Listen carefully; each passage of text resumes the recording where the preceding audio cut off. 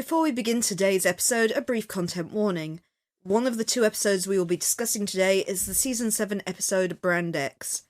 While it may not be apparent in our episode, if you're watching along at home, please be aware that this episode is a lot more gory than the typical X-Files episode. Viewer discretion is advised.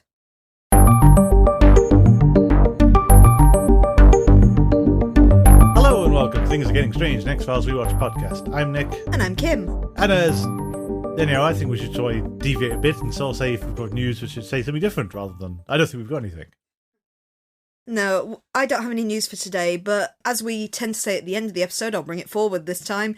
If you do have anything you'd like us to promote at the start of these podcasts, so long as it's X-Files related, be it conventions or fan events or any other things, do hook me up on Twitter or any of the other social medias. We're on Twitter and Tumblr at GetStrange42, we're on Mastodon at GetStrange42 at universedon.com, or on Facebook you can find us by searching for Things Are Getting Strange, an X-Files Rewatch podcast. And I am happy to promote anything you tell me about at the start of this show. Exactly. So yes, if you do, then it means we can actually fill out the news section with something. Like news. Like news. Given Albuquerque's dead, Reboot is somewhere, and Perihelion is soonish. End of July. End of July, that's the best we've got for upcoming things. Mm. In the meantime, shall we talk about Scully and how she's had no more affairs? Yeah, that's a segue, certainly. I don't know. I don't know what you expect me for this one. So, all things in lowercase. Got to be in lowercase. Oh yeah, it's a little A, isn't it? And little T for some reason. Yeah. I'm not sure why. Directed and written by Gillian Anderson. Her first and only for the series, and I think you said first female director of the X-Files at all. Yeah, it's a bit shocking given we're 7 series in, but yes, Yeah. she's the first woman to direct an episode. Thankfully not only, I'm guessing. I have no idea if there are others I think later. there's at least one later on, Okay. but there aren't that many, to be fair. First broadcast on the 9th of April 2000. And there's an extra credit on this one on Wikipedia. Okay. So which is, the music prominently featured in this episode is called The Sky is Broken by Moby. It's the second Moby song to appear in the X-Files too. What was the first? The one at the end of Closure. Guest stars, we have Colleen Flynn, who played Colleen Azar. Azar is the Spanish word for random. Okay. Is my random trivia for that. Fair enough. So we've seen her before in the X-Files, because she was in Detour. But she's also been in House, and for you, Better Call Saul. We also have Stacey Haydock, who played Maggie Waterson, who's in Due South, Star Wars The Old Republic, this would be the MMO, but the one, and it's one of those whole, we've never seen it, but she won awards for it, and it's significantly well known, so we should probably mention it. Days of Our Lives! Okay. The thing we primarily know as a punchline either to Friends or Bill and Ted. So, do you have a synopsis for this episode? I mean, maybe. As far as you can, As far as give I a can. synopsis. God, okay. Scully is getting dressed in front of a mirror. As she leaves, her colleague Mulder is in his bed, half of his body covered by bedsheets. The narrative then flashes back to a few days earlier. Scully arrives at a hospital and after a series of coincidences, meets her former professor, Daniel Waterson, with whom she had an affair while attending medical school. He is ill and suffering from an undiagnosed heart conditioning. She questions whether she made the right decision to leave him and abandon her medical career to pursue a career in the FBI. She meets Waterson's daughter, Maggie, who is extremely resentful of Scully for the effect she has had on the Waterson family. Mulder, on his way to England investigating heart chakra-shaped crop circles, calls Scully and asks her to meet a contact of his, Colleen Azar, to obtain some information. As Scully speaks to Mulder on his cell phone while driving in her car, a woman appears on the crosswalk. Scully breaks hard to avoid hitting the woman. As she does so, she narrowly avoids colliding with a semi-truck. She realises had the woman not stepped in her path, the truck would have killed her. When she later arrives at the house of Azar, she observes that Scully is going through a personal crisis and tries to offer her guidance, but Scully is dismissive. Later, Scully returns to Azar and agrees to listen to her ideas.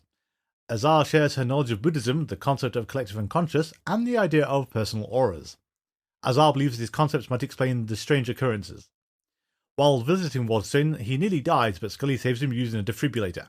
However, this also puts him in a coma. After a confrontation with Maggie at the hospital over what happened to her father, Scully walks through Chinatown. Seeing the woman who earlier appeared on the crosswalk, she follows her to a small Buddhist temple, where the woman mysteriously vanishes. Inside the temple, Scully has a vision of what is ailing Waterson. She returns to the hospital with Azar to visit him. Azana, healer, provide alternative treatment for Waterson, who fully recovers. He announces he still wants a relationship with Scully, but she realizes she is no longer the same person as she was, and rejects him. As she sits outside the hospital on the bench, Scully thinks he sees the mysterious woman again, but it turns out to be Mulder. Later, the two agents sit in Mulder's apartment talking about the events of the last few days. Mulder begins to speak existentially about what transpired, implying that fate brought them together, but when he turns to look at Scully, he realizes she has fallen asleep. Thank you. Well, it's, Gillian, what happened? Do you want the obvious answer to that? Yeah, okay, we'll do the obvious answer first. Well, Carter claims that this is still all Gillian Anderson in essence. The original draft that Gillian Anderson wrote for this episode was 15 minutes too long, I think it was, and also didn't contain a fourth act. Oh. So it was heavily reworked with both Carter and Spotnitz helping Gillian Anderson to create it into a whole script, which has resulted in a lot of changes. Carter! You've got the little soundbite now, I see. Yes. You gotta do these things when you bring it up. True. Anyway, I will hold, much like First Person Shooter, now hold Chris Carter responsible for some of this. So yeah, one of the most interesting points I found, especially is this episode, it's a very philosophical episode, and there's been a lot of essays written about it, particularly the feminist themes of the episode. The thing I find interesting when putting to that is that the original draft of the episode did not feature Scully having an affair. That's quite a distinctive difference. Yeah, what was supposed to happen is it almost became an affair, which ended when she went to Quantico, leaving her medical career. But, what's the chap's called? Daniel, I think. Daniel. Daniel's whole family believed there was an affair, which led to his wife's suicide, which is why Maggie is so angry and just hostile towards Scully the entire time, because Maggie still believes there was an affair and that it caused her mother's death. Okay, I think it works better with the whole they could have had an affair but didn't get there. So I personally find, I understand some of the readings of this as being feminist, but it's interesting that its original intent was to have no kind of sexualization to it, because even the hint that she slept with Mulder was added by Spotnitz. So there was literally no sexual themes surrounding Scully in the original draft, and men have added this in. Oh, we could have a field day with that one. Mm. I was going to say, there's 2 points there. Is the one that making it an almost affair parallels her relationship with Mulder a lot better. Mm. So that would have worked better, the fact that, the almost affair the entire time. Yeah. The other is, I can't help but view the sting of the episode with Scully getting dressed in front of the mirror and then walking past Mulder as, I didn't actually read it as them sleeping together, because I thought this was a shameless shipping bait. Just a tease at the start. Well, the thing that gets me about this is if you break it down in terms of, okay, I understand that the implication is put in there and then we flash back multiple hours, multiple days. Look at what happens in the episode that Scully dozes off in his sofa. He puts a blanket over her, then walks away, presumably to go sleep in his own bed. Yeah. Surely the implication of the episode is Scully then wakes up later on, discovers the only bathroom is through Mulder's bedroom and has to go through there to get to it, gets ready, and then leaves. It certainly muddies the water. Yeah, it's much cleaner, though, if she didn't sleep with him, I think. Because otherwise, at some point, she has to wake up and either wake Mulder up or he's still awake, and that doesn't flow. That's weird. I don't like it. But I'm sure the school does like it. Do they like it? Yes, it is actually an episode that received lukewarm reviews from critics, but fans almost unequivocally love this episode. Apparently, even the series creators got tons of fan mail about fans who really enjoyed All Things. It was one of the kind of unexpected hits of the X-Files. Okay. I mean, personally, and I think both of us did the same thing of, what on earth happens in this episode beforehand? I don't remember this episode at all. I've got to admit, as of recording this, we watched it maybe 4 or 5 days ago, and I'm already forgetting it. Yeah. It's not one that sticks with you. No, it's already just degenerating into nothingness back there. One thing that got me about it as well, and I don't know if this is is it Gillian Anderson's fault or is it Chris Carter's fault, is the crop circle thing doesn't read right to me either.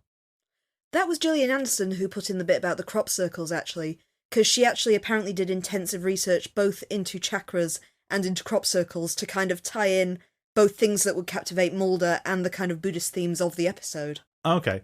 Because what got me about it was it feels like a season 1 Mulderism. Is he doesn't do this kind of thing anymore. What kind of fanboy over crop circles? Yeah, this isn't a thing Mulder does anymore, given his actual encounters with aliens that he can point to and say, I've definitely met at least 3 shapeshifters now. Mm. I've had my brain operated on by Cancer Man. You saw a spaceship buried on the beach in Africa. What are we doing messing around with crop circles? Because surely at one point you could have said to Samantha or the Indian Bounty Hunter or Jeremiah Smith, hey, what's with the crop circles? Yeah. It feels wrong to do crop circles now. This is too late. Mm. That's when the whole, isn't there aliens, not, yeah, we know they're definitely out there, and have an intergalactic civil war, apparently. Yeah. And they're messing around with crop circles still? What in are the they shape doing? of the heart chakra. Yeah, I mean, the heart chakra, yeah, I get the thematic thing. And how it all ties together. It's just, this is too late to do this. This needed to be done so much earlier. Before Mulder had definitive anything. Mm. And him flying to England also feels a bit weird. It's the whole, I need to fly there before the next pattern of crop circles because we've algorithmically worked out when it's going to happen. And where. And I don't know if America has this, because famously in England, when the crop circles started happening in the 70s or 80s, whenever it was, they got the people who did it on, like, Good Morning TV, and basically it's them with a plank of wood and a bit of rope, and they demonstrated live how to do it. It's just 2 students in a field. There are no aliens. Or is that what they want you to believe? Oh, is that what you want to believe? That's fair. Cover up from the Shadow Syndicate. Well, that's a good point. At the same time, though, you don't get it these days. No one talks about crop circles. No, I haven't heard or seen of a crop circle in my lifetime, certainly. Well, the last one I can think of is... I've got the name of it. M. Night Shyamalan. Signs.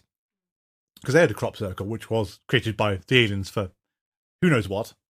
It's predominantly on the poster for Signs as well as an elaborate crop circle. Yeah. It feels like a really ropey excuse to get... Because I know Mulder has to be pushed out of the way because he needs to go and do Hollywood AD. That's why Mulder's written out this episode. Yeah. It's just not a good way of doing it, I think. Not at this stage. I just think, and in terms of American phraseology, my major is philosophy. Yeah. This is what I studied at university. It's just, I can see what we're trying to do with the kind of spiritualism and the sort of pragmatism of Scully's beliefs kind of evolving in this episode. But it's just so pretentious and heavy-handed as well. Yeah, and it has the most sinister Buddha I've ever seen. Twice. Oh yeah, that statue is terrifying. And what's it doing in the corner of Mulder's apartment at the end? What is going on with the final cliffhanger? But the big one in the temple as well, that's kind of looking down its nose at Scully. Yeah, I wouldn't want to go to this Buddhist temple. Mm. But it's the evolution of Scully's spiritualism. She's moving from being a staunch Catholic to having a more kind of encompassing spirituality. Yeah. Which is a kind of sensible evolution for her character that's always been portrayed as the spiritual one versus Mulder's insane conspiracy theorist. Yes. But it's the whole kind of... One, it's very sudden. And 2, I saw an argument about this, is it's Scully's belief evolving from believing in all souls, the previous episode that were focused on Scully's belief, to all things. Souls over things. Okay. It's like, all right, yeah, I see what you're getting at there, but it's sudden. It shouldn't just occur because of one chance encounter with someone from her past. This is something that needed to have been building over a longer time, with Scully's beliefs slowly changing. Yes, well, I mean, this has been our common complaint about so many things of, these things individually are fine, they needed build-up. You need to root this, like, last season, or at least a few episodes ago to build up to it. You can't just drop it in like this. You could have as well built this up over some of the other religious episodes. We noted previously that there was Signs and Wonders, the kind of episode that focused on different denominations of Christianity, that bizarrely did not focus on Scully's belief at all. No, barely registered. But again, this could have all fed into the evolution of Scully's beliefs. Yeah. And we have got the idea. She has moved through the X-Files, and they really, really hammer it home in this episode, but we have seen it previously, that she's not a staunch empiricist anymore. She still is an empiricist, but she is open to other things. Yeah, and I think with all the weirdness she experienced, she has to sort of let go of some of it because some of it can't be quantified or explained. Yeah, I think she's more in the Sherlock Holmes realm now of the whole, when you've eliminated the impossible, Scully's realised that sometimes the irrational is the only explanation. Yeah. We've never had the follow-up to, she has to come to terms with, she got to the Antarctic somehow. And has to be a reason why she was dragged to the bottom of the world. Or even some of the other things, like the host, like tombs, things that do maybe have a scientific explanation, but it's certainly weird science. Yeah. Although this was one where we're fully in the ghost spiritualism part of the X-Files, which, what is it with Scully's past relationships? Except for the boyfriend who's been excised from existence, because we know he was meant to exist. Jersey Devil boyfriend. Oh, no, original the boyfriend. Pilot boyfriend who was just, excised. Mm. What is it with Scully having affairs? She's only had one affair, hasn't she? Wasn't it the guy in Lazarus? Was it Lazarus or... He wasn't an affair. It was just a slightly creepy, she had a relationship with her teacher. Okay. There was still a running thing, though, of Scully going for substantially older men for some reason. It feels a bit... It keeps happening. And it's like, Never Again is one of the few times when she doesn't. And then she winds up with the serial killer. Yeah. What did I say in the middle of this one that it felt like Never Again again? It doesn't entirely. But without the out-of-character stuff. I don't really understand this character of the teacher, though, because before Scully even appears at the hospital and finds him through random crazy happenstance, apparently he was just talking to a rando about it, and this is 10 years later. Yeah, well, also he reveals that he's moved to Washington, D.C. to find her. Yeah. And has apparently not looked up in the phone book, and he's been here for 10 years. Well, and also knows that she went to become a FBI agent, and that hasn't narrowed down the search at all. No, you could have just sat outside the FBI office and watched for her. What? Yeah, push her. Located people in the FBI easier than this. Yeah. I'm trying to think of what's the least effective person we've got in there. Oh, the writer from... Philip Paget, Miagro. From Miagro. He figured out where Scully worked easier than this. I mean, admittedly, he was changing reality and Pusher has his whole crazy powers, but yeah, it can't be that hard. But yeah, it's the whole... I think it's one of those problems of that relationship is too significant as well to have not been mentioned.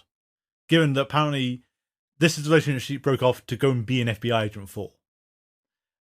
And you think they'd come back in at some earlier point when we were discussing Scully's career moves. Like, Beyond the Sea should have touched upon this if it was that big. And as you said as well, the whole changing it from being an almost affair to being an affair. Which, why have we done this? With a big life decision like that, almost and actual affair have two very different ramifications on character too. Yes.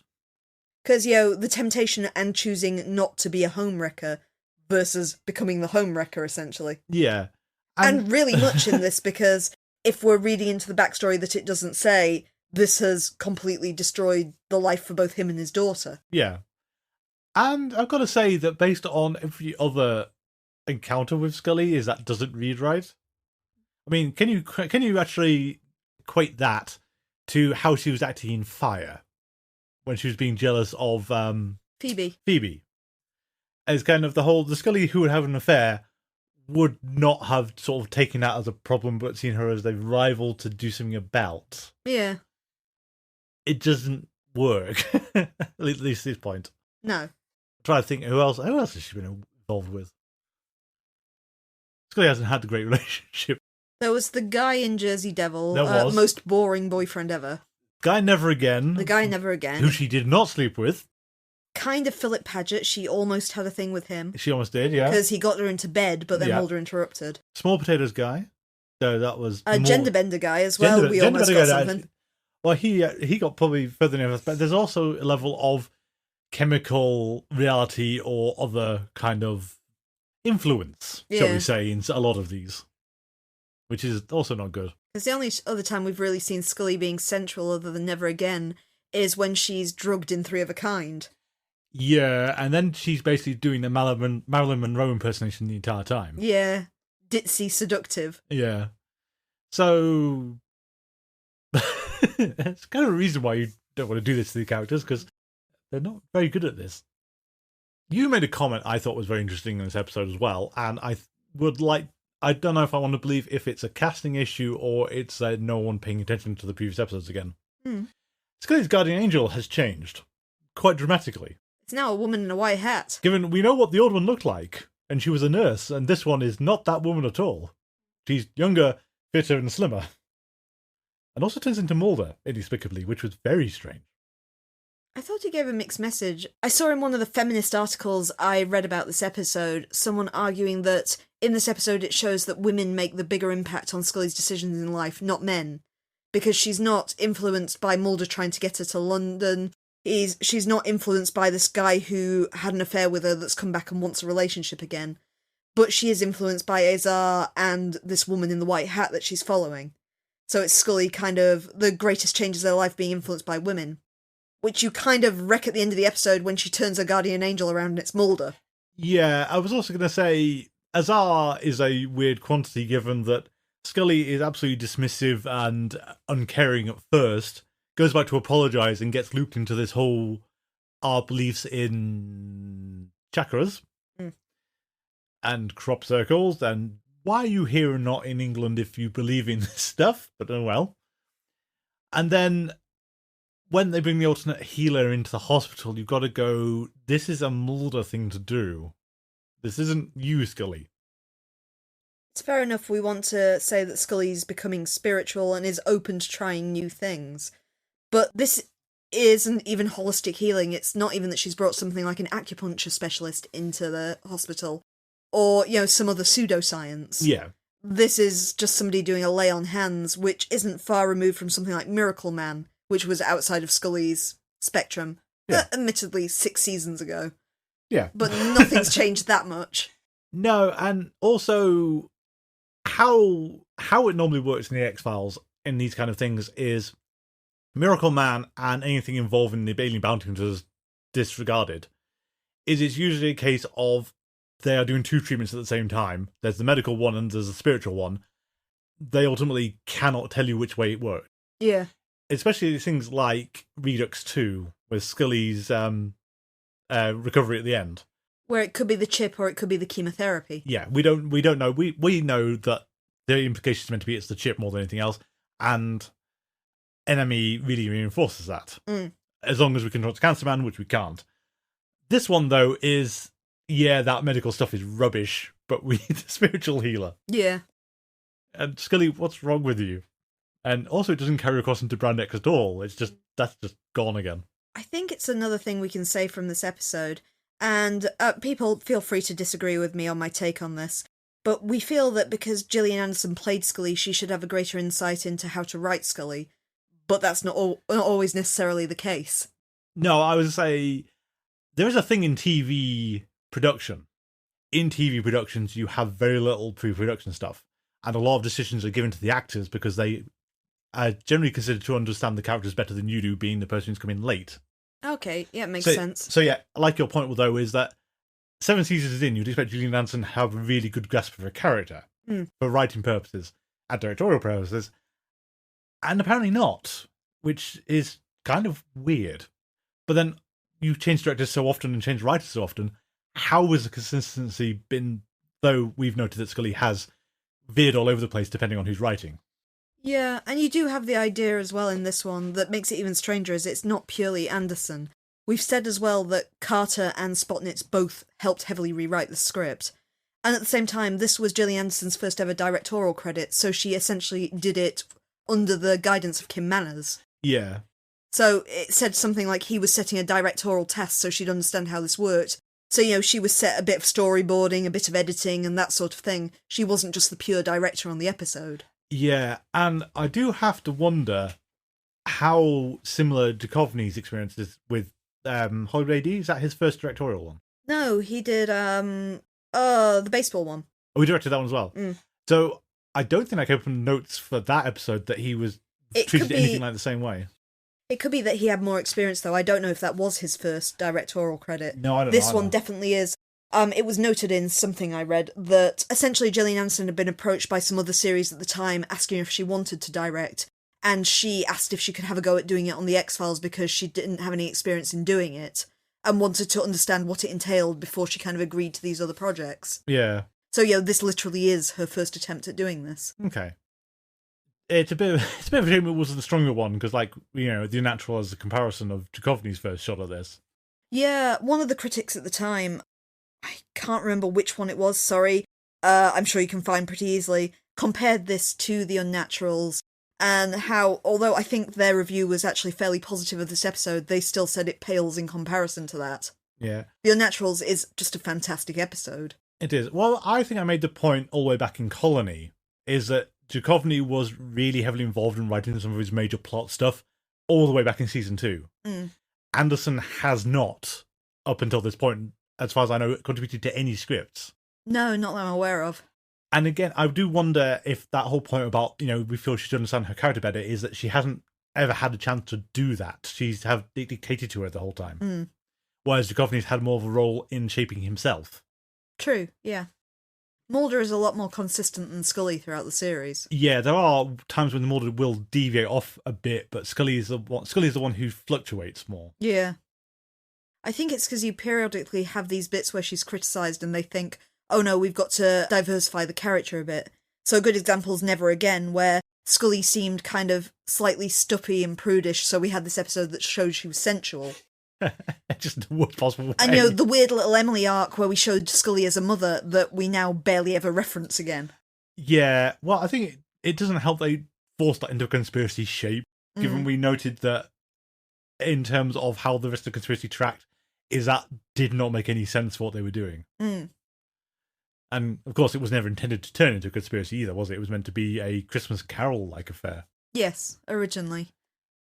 And just got changed into this, yeah, as you said, completely unmemorable, non-referenced. It doesn't equate to anything. Scully's motherhood came up in Home and then suddenly turned into this whole thing. I know fans really object to Emily not being mentioned more as well, because it should have a greater impact on her daily life. Because I did see in another plug for Perihelion, one of the beta readers of the series mentioning the fact that Emily is mentioned in Perihelion. And that's something that impressed them because it's something that often gets forgotten.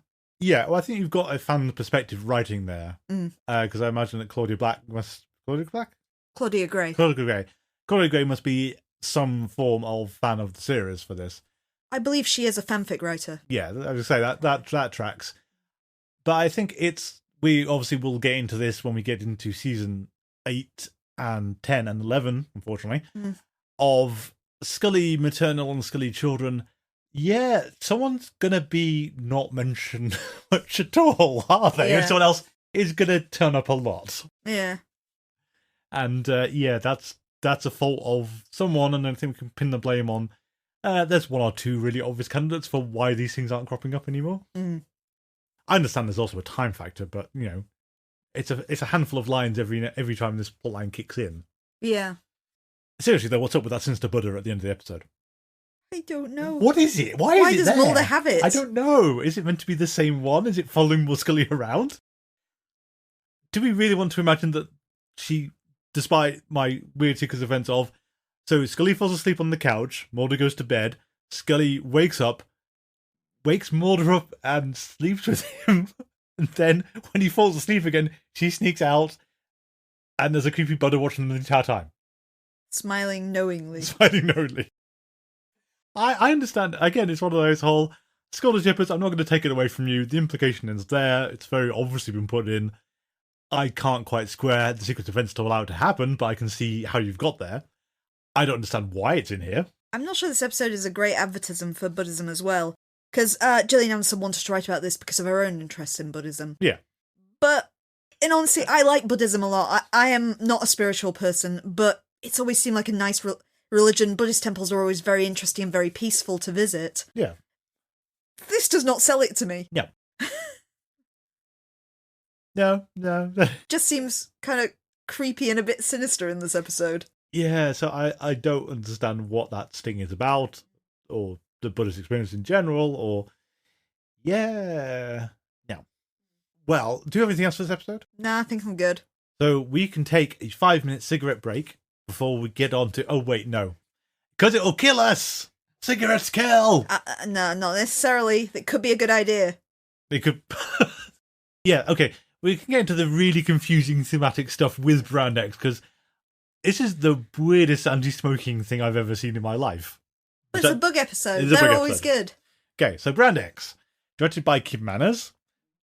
Written by Stephen Mader and Greg Walker. First broadcast on the 16th of April 2000. Guest stars. Dennis Botikaros, I can't pronounce his name, is Dr. Peter Voss. You know him for Batteries Not Included, for House, for Elementary, and of course, Better Call Saul. He's Mr. Strikert. He is Mr. Strikert. So a regular recurring character. We also have Richard Cox, who played Daniel Brimley, who was in Star Trek Next Generation and will show up in Millennium. Okay. But the big one, though not yet, though his time was about to arrive, but no one could see it coming, is Tobin Bell. He was in Goodfellas. Oh, was he? He was. Also, he was in The Firm. The Road to El Dorado, which was the surprise. You think we'd recognise his voice? But the big one, of course, is he's in every single Saw except Spiral. Yep. As Jigsaw, or I've forgotten his name. John Kramer. John Kramer, that's his name. He was also in Boogeyman 2 and 3, which I thought they were before Saw, but no, they're actually after Saw hit. Are they really? They are, yeah. I thought they were way older than Saw. He was in The Call, of course. Yes. That one with Lin Shaye. I know him best as the one from Seinfeld, which is a record store employee. How do you know him best from that and not Jigsaw? I'm kidding. The next one was good. Okay. Harsh Realm. All right.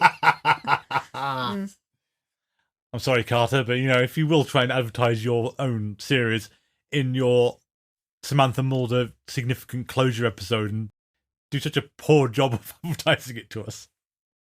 What are the ingredients of Brand X? Well, now. That's a very interesting question. Isn't it just?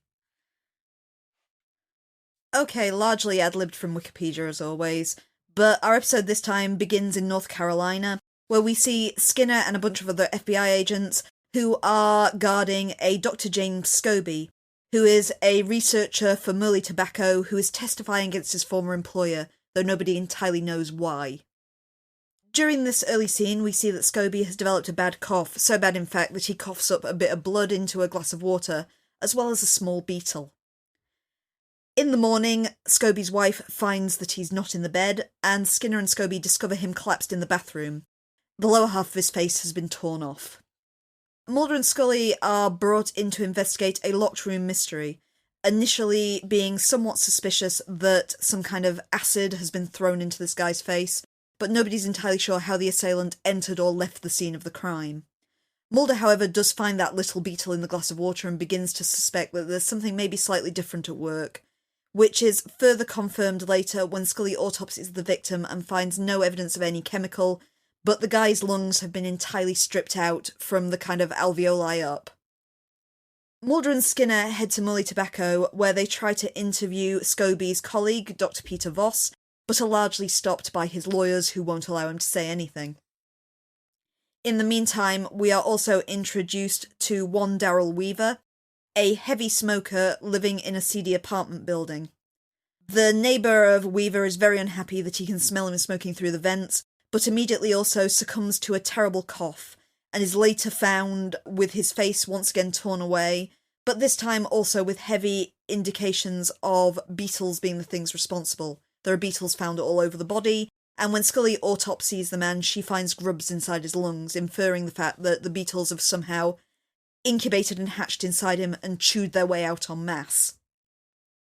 Things grow more complicated as Mulder interviews Daryl Weaver. He gets nothing from them other than a raking cough, which quickly becomes life-threatening. Mulder is put in the ICU, where the beetles and their larvae are forcibly sucked out of his lungs. However, it quickly becomes apparent that there are microscopic eggs littering his lung tissue, and for every one they remove, several more will hatch out, eventually killing him, unless they can figure out a cure. Skinner manages to pin down Peter Voss and discovers the actual truth of the situation. Muley has been desperately trying to create a healthier form of tobacco, a kind of super tobacco which is genetically engineered to be less addictive, less dangerous. Unfortunately, this has also created a genetically engineered tobacco beetle whose eggs seem to survive the manufacturing progress. This means whenever anyone smokes one of the infected cigarettes, they're actually dispersing a cloud of deadly beetle eggs into the air around them. There have been 4 test subjects, 3 of which have died, and the only survivor is Daryl Weaver. Somehow, it's quickly ascertained that Daryl Weaver must be somehow immune to the beetles, and therefore has become someone who is spreading this death without succumbing to it himself. Eventually, Skinner comes face to face with Daryl Weaver, who aptly determines the fact that Skinner cannot harm him in any way because they need him alive to save Mulder. Skinner manages to non-fatally shoot Weaver so they can bring him in, eliminating the effect of him lighting up his cigarette. As Scully examines Weaver, Mulder, of course, being critically ill at the time, she realises that his hands are yellow with nicotine, and summarises the fact that he has only survived because he smokes a lot more cigarettes than anyone else in the test group. As nicotine is very poisonous and indeed is a natural insecticide, she doses up Mulder with large quantities of nicotine which kill off the beetles in his lungs, ultimately saving him.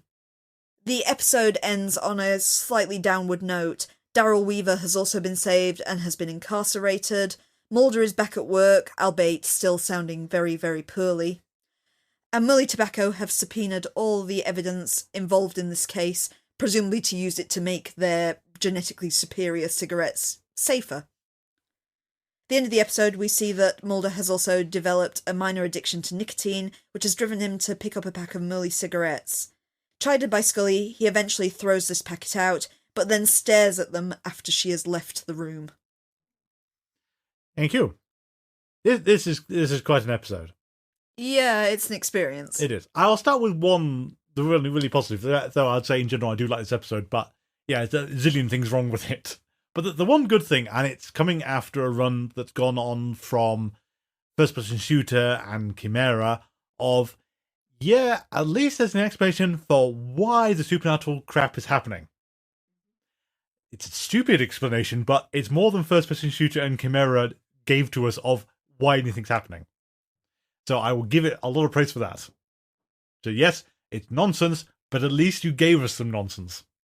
Because we have to get into, yeah, I can buy beetle eggs, surviving the manufacturing process, just about. Surviving incineration and being airborne, that loses me a bit. And as you, as someone who does know about beetles, I don't think this is plausible. Yeah, I am an amateur entomologist. Specifically, I specialise in beetles. I keep exotic beetles as pets. No flipping way is this going to happen in any way. For one thing, beetle eggs, even tobacco beetle eggs, are fairly large. I was going to say, they're not small enough to be carried over like that. You've then got the whole gestation process of not only have they got to survive manufacturing, incineration, and you're assuming the fact that, they're not all just being inhaled by the person. Presumably they wouldn't be through a filter or anything like that. But they are somehow being exhaled. Yeah. And infecting everybody within a non-specified radius of this person as well. It's, the spread of something like this would be fairly small. They wouldn't be carrying into the neighbouring apartment, for example. No, that's if we are nebulizing these actually quite large eggs. Yeah, it's just so much. But then you've got the beetle life cycle, which we do touch on, is beetles, like butterflies, go through complete metamorphosis. So you have a larval stage, egg stage, larval stage, pupation stage, and then the adult beetle. So, first of all, these people are choking, as Skinner puts it. More, they're suffocating. They're dying of hypoxia. So oxygen is not getting into their blood from their lungs. Yeah. For some reason, their lungs being filled with grubs does not cause the hypoxia. No. Except when it does. Added to that, the life cycle of these beetles is shockingly fast, as we see in Mulder. But there is no pupation stage at all. So when Scully examines that first guy and says his lungs are completely clean, they should actually be filled with kind of discarded pupa. Which again, did not cause hypoxia in any way. No. What is caused by the beetles chewing their way out through the obvious escape of up the guy's esophagus and escaping. Which they all do in one go. Yep. Apart from Mulder, bizarrely, where they're all hatching out one at a time. So we've got to buy that all of these pupae have hatched out at exactly the same time, all vacated within a matter of hours, and completely left the building through an open window. As, insects are prone to all escape en masse like that. Yep. Especially something large and heavy body like a beetle, as I find with the ones I keep as well, that beetles can fly, but are kind of reluctant to do so. So we've got to buy that they have all taken flight and left in this way. Yep. Well, what got me about that when you were doing a sim as well is that the opening sting is a locked room mystery, and they maintain that for when Mulder and Scully arrive to the crime scene. And then when the beetles are postulated, we then throw an open window into the mix. Yeah. No, you had a hermetically sealed room, and now you have an open window. Yeah. That's your point of access. That's how someone could have got in and murdered this guy. It is a second floor and the building's surrounded. Even so, that's your weak point, though, isn't it? They don't pay any attention to that window, because I don't think it was open in the earlier shots. So yeah, from an entomological perspective, we just have to buy that these are fantasy genetically modified bugs and do not operate like beetles in any way, shape or form. Yeah, also, sometimes when it's dramatically appropriate, they'll all leave immediately, and other times they'll hang around. I've also got to question when they became carnivorous as well, because they literally rip this guy's lips off when they leave. It's not just that they've chewed out the lungs. They've kind of hung around enough to eat his face a bit and then gone. Yeah, they don't really get that. They sort of say the tobacco beetle is herbivore, and then they just kind of shrug that this one is carnivorous now. And it should be noted that the tobacco beetle is indeed a herbivore. Yeah. It's not carnivorous. It's it's just quite incredible. But yeah, the locked room mystery just kind of evaporates when we don't need it as a locked room mystery anymore. The other thing that got me from your summary is I don't know what you're charging Daryl Weaver with. Breathing. Yeah, because can you imagine taking this to court? So he knowingly lit up a cigarette infested it with beetle eggs. Yeah, it's unclear. He's kind of figured out there's a connection between the cigarettes and the people's dying, but there's no indication he understands the fact that he's causing it by breathing out beetle eggs, for example. No. Because I can't imagine we've released that to the press. No, I understand what they're trying to do with Daryl Weaver is to sort of say he's very much the entitled American of its land of freedom. I can do what I want. He does keep bizarrely repeating e pluribus unum, which is the kind of tagline. I think it's on the American dollar bill, but it means for the many one. Yeah. Which is a very American tagline. And I understand the whole freedom to do what you want. It's just that they don't really seem to do anything with that. Because he just starts by blackmailing people and sort of just turning up people's houses and say, hey, give me my cigarettes. I think the most interesting thing about Daryl Weaver is the fact that he's played by Tobin Bell, who, I will say, the Saw movies are some of my favourite horror movies ever. I know a lot of them are trash, but it's like my guilty pleasure series. He is what carries it, because he is so intense, so sinister, and he plays these characters so well. You very much see the proto kind of Jigsaw, just intimidation in Daryl Weaver. Yeah, oh yeah. The person you do not want to be on the wrong side of. And he's actually sort of physically kind of daunting, like Voss is clearly worried about him when he shows up at his house. I think he's a fairly big guy and very poker-faced, very gruff, very intense. You wouldn't want to be alone in the dark with that character. No. All around him when he starts smoking. So I'm just gonna... Yeah, not going to get past that. I would say the other thing that got me about it is, as much as I kind of like the whole, nicotine is a natural insecticide and therefore we use it to kill the larvae and everything. And true. But you're still going with but the nicotine is still in the smoke that's carrying the eggs and isn't killing them. Eggs, yeah, okay, I can give that one. Eggs, maybe not. Larvae, sure. But then it's as much as he smokes more than anyone else, they had those other 3 test subjects who died as a result of this. Because they weren't smoking enough. I know, and it's one of those I understand what you're doing there. It just feels that's really weak justification for this coming true. The fact that he's smoking that much is a case of, so he's going to keel over dead anyway. Because his lungs must be a state anyway. I mean, wouldn't the implication also be the fact that his lungs are so unhealthy that the larvae can't find purchase? Well, you can see in the way they've made up the character that he is a horrendous smoker because his hands are yellow and his teeth are also brown when you see him. So we've made up this character to emphasise the fact he is smoking, does it say 4 packs a day? Yeah, it's something absolutely absurd, which is just, how are you still alive? You must be constantly lighting up to get through 4 packs. I don't know how many cigarettes are in a pack. I've no idea. But it certainly is a decent number of them.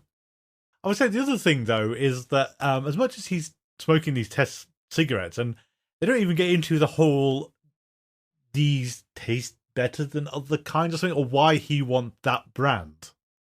Because surely when they ran out of test ones, he should have said, okay, I'll go back and get normal ones, but no, I have to have the beetle larvae eggs. These test cigarettes are supposed to be the kind of healthier, less addictive ones as well. Yes, that doesn't... Well, they don't say that. They say that was the speculation of what they could do. More nicotine, less nicotine, more addictive, less addictive, naturally menthol. They don't actually say what this batch was. Oh, yes, they do. Dr. Voss says they were working on making a healthier cigarette. Oh, okay. So these are supposed to be the healthy ones that he's on. This is Morley Light. Okay. It would be Morley as well, wouldn't it? It's got to be Morley, really. There are no other cigarette brands in this universe. Well, there is that. One thing as well is, or I get it why they've done it for a dramatic point of view, but I don't get it for a legalistic or FBI thing, is they're protecting this guy who's going to testify. So, in court, you generally know what the testimony is going to be before they say it, because it's more a case of you get questioned about your statements in court, don't you? You don't really get a surprise testimony in court. Because that's not how the legal system works, is it? You've got to give these things ahead of time. Then you get cross-examined on what you said to make sure it stays up consistently. The fact that no one knows what he's going to say tomorrow doesn't read right. It's the whole, we could have your testimony now, put it into record before the tobacco company comes and kills you. But also, it's so weird that he by chance died the night before the testimony. I realise this is meant to be, this is kind of like the gothic story of, that's got nothing to do with anything. It's really convenient, though, for plotting purposes, that he died at that moment and it wasn't an intentional hit. I can buy it purely on the fact that, again, we've said that he's got infected because he supervises this test group. Yeah. They've just removed him from this nice smoky atmosphere, and that's it. That's it now taking hold because he's not breathing in all this nicotine that's killing them. I suppose so, but then you've got the other three testers, and it's like, surely they should have hung on as well. But they just haven't. I like the episode, but I do feel that when you pick it, the whole affair gets so woolly. They don't know anything about insects or beetles. It's largely inspired by The Insider as well. I can see that. You know, the film that's about kind of like corrupt big corporations. Yeah. And we do know the tobacco industry was dragged before the American Congress multiple times in the 90s, so this is kind of on the back of that. And that's this is kind of like why smoking bans actually got put into places. There's a weird, disparate thing of sometimes he must be doing collateral damage when he's smoking these cigarettes. But it's inconsistent because no one touches on if Skinner got gone, or Voss, or that kid in the petrol station. Yeah. Also, that Daryl Weaver, despite being a person of no fixed address, fairly slubby, quite old, smokes a lot, is a ninja. Because he just vanishes from that gas station, doesn't he? Yep. It's just there 1 minute, gone the next. I don't know about you, but I can't believe Jigsaw can do that usually. It's kind of interesting because we don't get an idea of how easy it is to be infected. Because presumably Daryl Weaver's neighbour's been breathing in these eggs for some time through the ventilation system, but there's still a wall between him and Jigsaw, so they're kind of far apart. Whereas Mulder goes into that room once for all of 5 minutes. Yep. And gets a lethal kind of infestation of these things. Yep. I guess you could buy there's different atmospheric conditions at work. There's people's own kind of genetic makeup and how easy it is for this thing to take root. You know, there may be variables in there, or how many eggs there are in a particular cigarette or something like that. Yeah. Maybe the one that was blown in Mulder's face was just loaded with it. It could be. I did find it just curious that, I don't know, it's the inconsistency is kind of annoying because it's the whole, they found no trace in the first victim. And then Daryl Weaver's neighbour, his lungs are full of lava. Do you not see that you should have they should be the same? I know it blows your surprise early if you do it to the witness, but consistency, guys. And then you suck them all out of Mulder's lungs in there. I guess it's kind of reminiscent, and it's way superior to, but Firestarter is your closest. Yeah, I'll give you that one. Because that one, the idea of it's mushroom spores, which I will believe more are atomised. Yes. Rather than eggs. Well, again, we've got... But it's that idea of something growing in people's lungs. Well, I mean, Field Trip as well, we didn't worry about the spores in Field Trip. Because, mushroom spores are tiny things, and they can just take root and grow. Yeah. And insectoid eggs can be tiny. Generally, though, you don't incinerate them and then breathe in the leftovers. You can't imagine insect eggs becoming airborne like that. They're quite dense and heavy, and they're not going to disperse like mushroom spores do. No, they also don't react to fire very well. Because like there are vegetations that use fire as part of their life cycle. You also hear stories, I remember a very famous one about a small fir tree being reduced from someone's lung because he inhaled a seed, and in that damp environment the spruce began to grow. You get these weird things, but they're not quick like this, and they're not en masse like this. And literally that's a guy doing yard work and he's managed to somehow inhale a seed. Yeah, 1,000,000 to 1 shot kind of thing. Yeah. It's not a man walks around with lit cigarette and then just, murders people. However, from the horror perspective, and unusually for X-Files, this is a staunch horror episode. This is fantastic body horror. It's so creepy. People are funny about insects, particularly grubs as it is. So that shot where Scully's cracked the chest in the autopsy and it's just full of maggots. Yeah. Or grubs, rather, because they're beetles. Is just an intensely uncomfortable sequence. As is the bit where Mulder's on the ventilator and they're just sucking them up from his chest. Oh yeah, that's all great, horrible, grisly stuff. It's so visceral and it's really effective. It really does make your skin crawl. Yeah. I was no qualms about that at all. So in a horror perspective, yeah, it's great. I do have a weird comment about the ending, and I don't know quite what to attribute this to, given we've been over this kind of, but it feels like a weird nod. Okay. So Mulder, having been dosed with nicotine to kill off all the larvae, and is now fine, has a possible nicotine addiction now. We, with some future foresight, know that this is not going to go any further. He is going to kick the habit without much trouble at all. He's got to. He's a good guy. He's a good guy. However, he does sort of stare longingly at the morning packet. And in my head, this has always been a very, very weird oblique nod to The Empire Strikes Back. Okay. This is like Luke Skywalker walks into that cave in Dagobah, kills Darth Vader, and the mask blows open and he sees his own face underneath. So my point here, though, is Mulder is Cancerman's son. Cancerman smokes a lot. If Mulder starts smoking cigarettes, he is becoming his father. Yeah. I don't think that's what they're going for, but that's how I've always seen it, as a weird... Because we've had that as a concept, not so much anymore, but early days. There's always been a thing like Cancerman X, Deep Throat, and various people have said, I was once where you were. Can't be literal because they were never on the X-Files, but the whole in his kind of aware of the conspiracy but outside it. And then there's some kind of initiation to going into it. Yeah.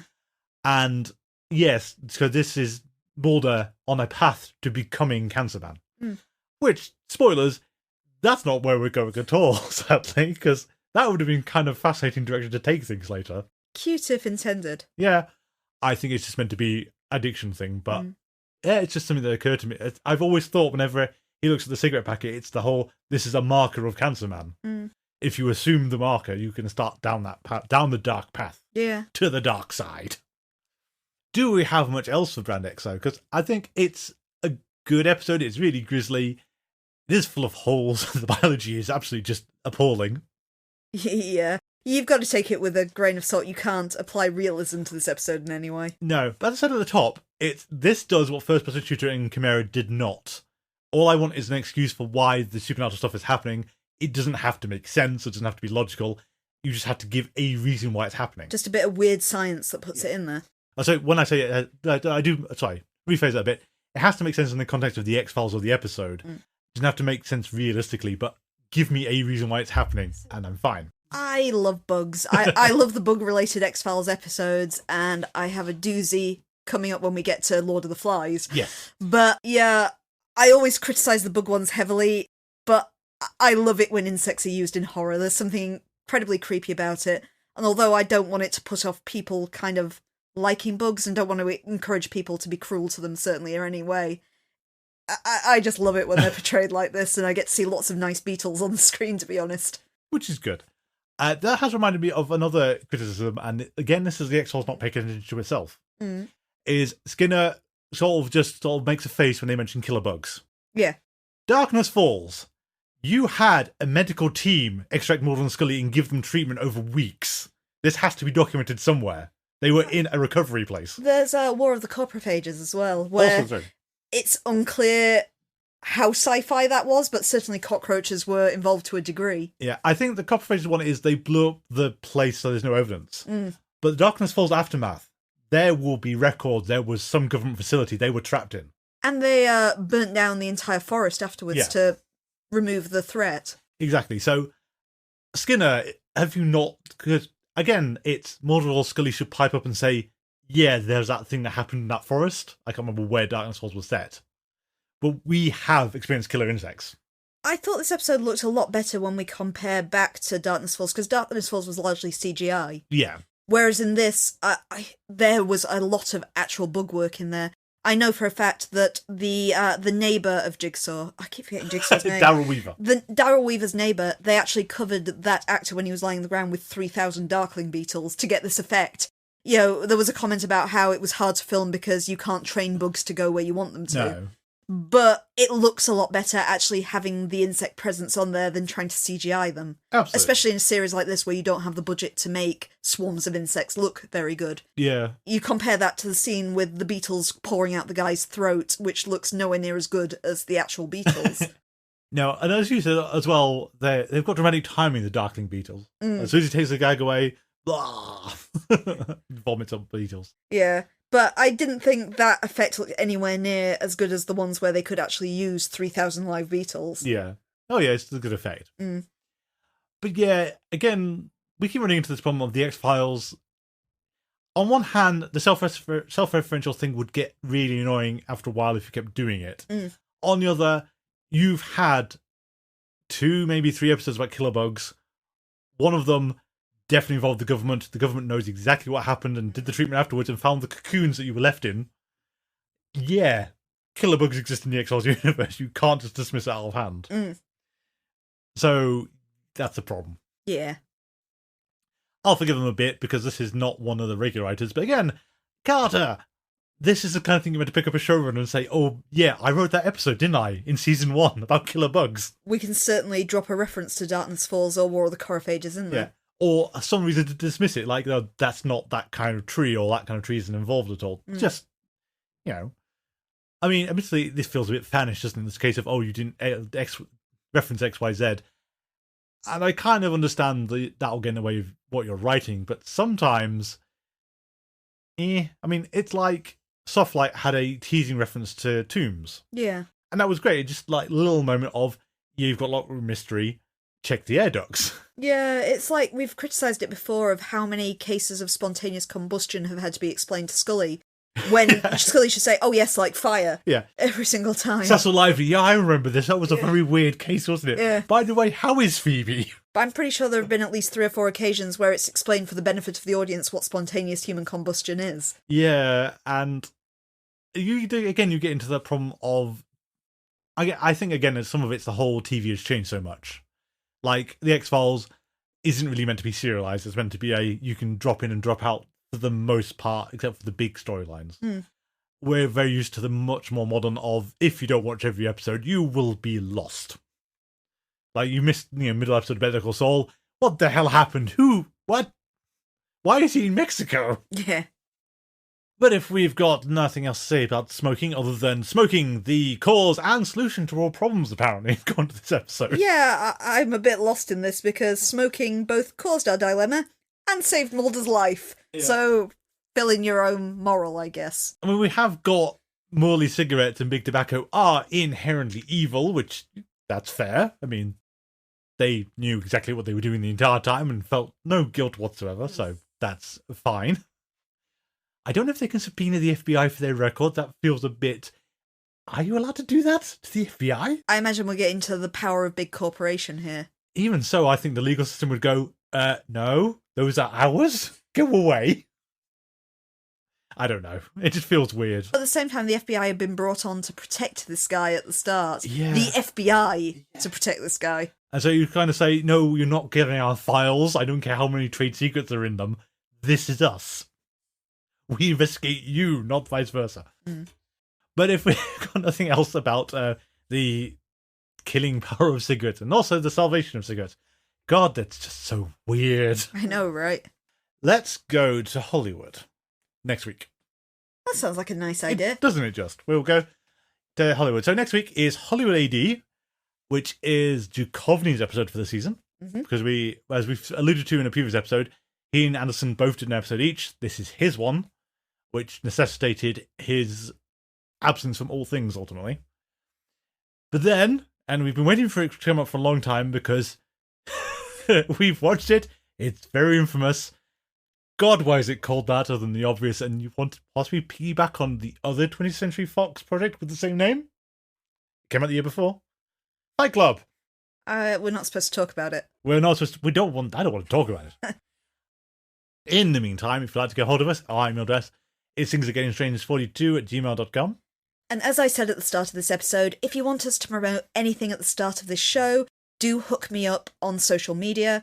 You can find us on Twitter and Tumblr at GetStrange42, on Mastodon at GetStrange42@universedon.com, and on Facebook, where you can find us by searching for Things Are Getting Strange and X-Files Rewatch Podcast. And as noted, we will promote any of your conventions, fan events, fan works, whatever X-Files things you've got on the go. Just hook me up. Additionally, and if you're not sick of my voice right now, I also stream on Twitch TV under the name AdverseCamber42. I am live Mondays and Wednesdays at 8pm GMT and Saturdays at 5pm GMT, where I'm currently playing the PlayStation 4 game Yakuza Kiwami. And also occasionally I do pop on to play a bit Cyberpunk 2077. If you follow me on Twitter, again, AdverseCamber42, I will let you know whenever I'm going to do that, because it's just on an as and when basis. We have a Patreon, patreon.com/thingsgettingstrange, where for as little as $3 a month, you can get our review of Mulder and Scully by Catatonia, and our Let's Play of the X-Files game, the first FMV one on the PlayStation from the 90s, 98 I think. Yep, 98. Our review of Goblins by Charles Grant, and our review of Whirlwind by same author. Hooray! Hooray! A little $3 a month, you can have access to that.